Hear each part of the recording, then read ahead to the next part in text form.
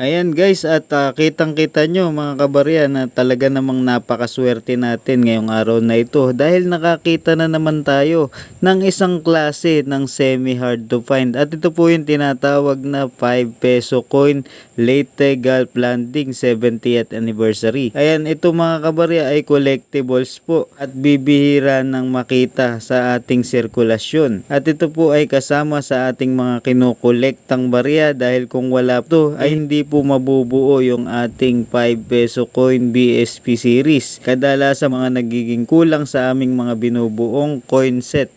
Ayan, kung mapapansin nyo, ito po yung likuran niya. Nakasulat po ay Leyte Gulf Landing 70th anniversary.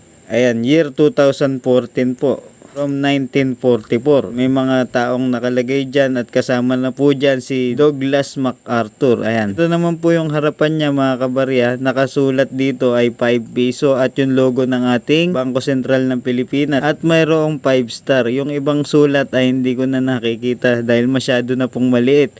So ito po mga kabarya ay napakaswerte ng mga may hawak nito dahil ito po ay collectible coins at kinukolekta ng ating mga kaibigang kolektor. At ito po ay may presyo at value na binibili ng ating mga kaibigan simula 30 pesos hanggang 50 pesos. At talaga namang napakaswerte nyo pag nakakakita kayo ng mga ganitong uri ng barya. At pag may naghanap po nito, pwede nyo po ibenta. Pero kung wala naman naghahanap, ay pwede nyo naman pong kolektahin din. At itabi nyo lang para mamaya pag may naghanap na kolektor ay may maibebenta po kayo. Sinare ko lamang itong video na to para aware po yung nakakarami na ito po ay may value na 30 to 50 pesos.